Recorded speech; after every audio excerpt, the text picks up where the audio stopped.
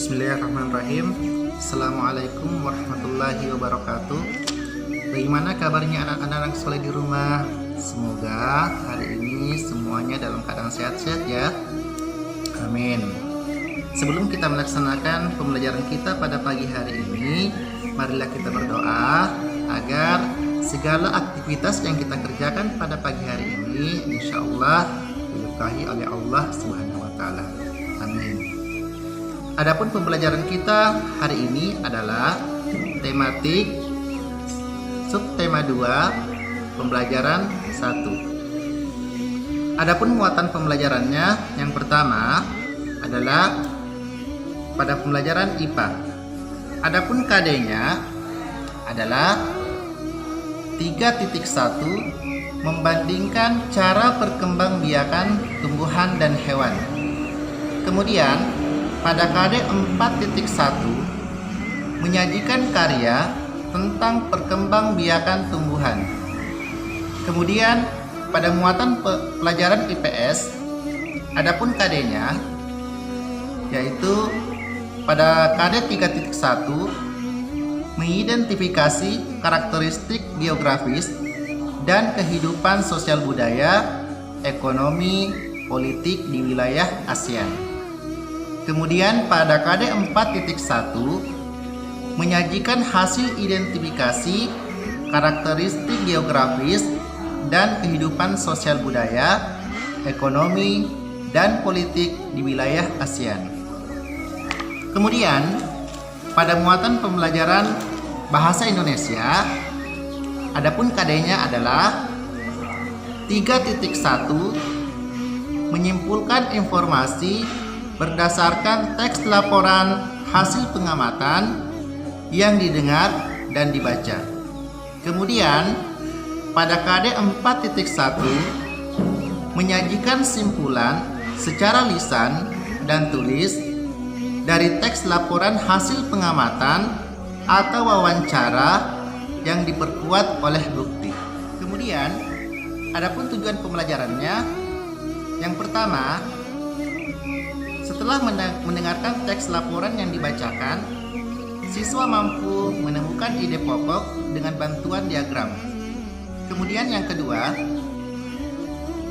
setelah membaca teks, siswa mampu mengklasifikasikan hewan berdasarkan cara perkembangbiakannya secara ovipar dan vivipar serta manfaatnya. Kemudian yang ketiga, setelah membaca teks tentang ASEAN, siswa mampu menyebutkan kehidupan ekonomi dari dua negara terkait kondisi geografisnya dengan benar. Jadi, inilah pemaparan tentang KD dan tujuan pembelajaran yang akan kita pelajari hari ini ya. Untuk lebih lanjut, silahkan anak-anakku menyimak video berikut. Anak-anak hebat, siapa yang suka ayam bakar dan ayam goreng? Wah, sama dong sama Bu Guru. Ayam adalah salah satu hewan yang dimanfaatkan telur dan dagingnya. Negara-negara di Asia Tenggara memiliki banyak jenis hewan. Beberapa di antaranya ada yang dijadikan sebagai makanan, simbol negara, atau dijadikan binatang peliharaan. Gajah putih dianggap suci oleh beberapa negara di Asia Tenggara seperti Myanmar, Kamboja, dan Thailand. Menjaga gajah putih adalah usaha yang sangat mahal karena pemiliknya harus menyediakan makanan khusus untuk gajah. Negara kita memiliki wilayah lautan yang luas. Di dalam lautan Indonesia tersimpan potensi perikanan yang cukup besar, salah satunya adalah ikan tuna. Ikan tuna banyak dicari oleh negara lain seperti Jepang, Amerika, dan Uni Eropa. Anak-anak hebat, ini adalah burung takur. Burung takur hidup di Malaysia. Burung takur adalah burung yang dilindungi oleh negara. Anak-anak hebat, tahukah kalian jika hewan-hewan tersebut memiliki cara yang berbeda-beda untuk berkembang biak? Dengan berkembang biak, hewan dapat melestarikan jenisnya agar tidak punah. Perkembangbiakan hewan secara generatif ada 3 macam. Yang pertama, ovipar, artinya bertelur. Yang kedua, vivipar, artinya melahirkan. Yang ketiga, ovovivipar, artinya bertelur sekaligus melahirkan. Contoh hewan yang termasuk ovipar atau bertelur yaitu katak, ikan mas, merpati, elang, kupu-kupu, kadal, ular, dan penyu. Hewan yang berkembang biak dengan bertelur tidak mengandung dan tidak menyusui. Vivipar atau hewan yang melahirkan contohnya kucing, gajah, kambing, harimau, paus, dan lumba-lumba. Hewan yang berkembang biak dengan cara melahirkan akan mengandung dan menyusui anaknya atau disebut mamalia. Mamalia artinya hewan yang menyusui. Ciri lainnya yaitu memiliki rambut di tubuhnya untuk mamalia darat. Ovovivipar artinya bertelur sekaligus melahirkan. Jadi, hewan betina ovovivipar juga bertelur. Namun, telurnya tidak langsung dikeluarkan, tetapi berkembang di dalam tubuh induknya. Kemudian menetas di dalam tubuh induknya. Kalau sudah menetas, baru dikeluarkan.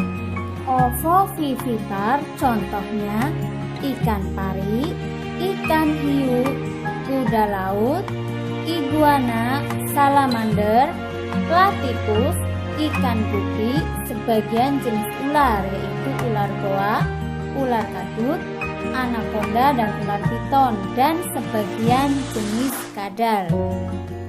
Anak-anak hebat, perhatikan gambar-gambar hewan berikut ini. Kemudian kelompokkan berdasarkan cara perkembangbiakannya ke dalam diagram Venn seperti yang kalian lihat di layar. Kerjakan di buku tugas kalian. Hewan-hewan yang ada sangat membantu penduduk di kawasan Asia Tenggara dalam kegiatan ekonomi. Ikan dan hewan ternak banyak yang dijual dan dikonsumsi. Sebagian bahkan ada yang sampai mengekspornya ke negara lain. Kegiatan ekonomi suatu negara berkaitan dengan kondisi geografisnya. Mari kita simak tayangan berikut ini. Brunei Darussalam terkenal dengan kekuatan sumber daya alam berupa minyak bumi dan gas alam. Brunei memiliki pendapatan per kapita tertinggi. Filipina mengandalkan sektor pertanian. Beberapa hasil pertanian diekspor seperti padi, kelapa, gula, dan nanas. Indonesia memiliki sumber daya alam yang sangat kaya. Beberapa yang diekspor yaitu minyak dan gas bumi, tekstil dan produk-produk dari kayu. Pertambangan dan pariwisata juga menjadi andalan Indonesia.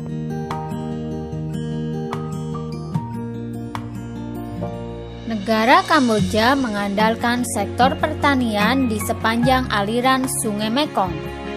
Hasil pertaniannya adalah padi dan karet. Negara Laos juga mengandalkan pertanian di sepanjang aliran Sungai Mekong. Kegiatan ekonomi utama penduduk Malaysia adalah di bidang pertanian, pertambangan, dan perindustrian. Ekspor Malaysia mengandalkan peralatan elektronik, minyak dan gas bumi, produk dari kayu, minyak sawit, karet, tekstil, sepatu, dan bahan-bahan kimia. Kegiatan ekonomi penduduk Myanmar meliputi pertanian, perkebunan, dan pertambangan. Myanmar merupakan salah satu negara penghasil padi terbesar di Asia Tenggara. Singapura merupakan negara paling maju di kawasan ASEAN. Letak Singapura sangat strategis dan menjadi negara transit terramai di Asia. Thailand disebut sebagai lumbung padi Asia Tenggara karena padi merupakan hasil pertanian terbesar dari negara Thailand. Selain itu, perkebunan, kehutanan, pertambangan, dan industri juga merupakan kegiatan ekonomi penduduk Thailand. Pariwisata menjadi penghasilan utama bagi negara Thailand. Kegiatan ekonomi negara Vietnam meliputi pariwisata, perhotelan, restoran, dan juga transportasi. Pada subtema 1, kalian sudah memilih 2 negara ASEAN yang dibandingkan dari sisi kehidupan sosial budayanya. Nah, sekarang 2 negara tersebut kalian bandingkan lagi dari sisi kehidupan ekonominya. Silakan kalian bandingkan kehidupan ekonominya dan buatlah dalam bentuk diagram Venn seperti yang tertera di layar.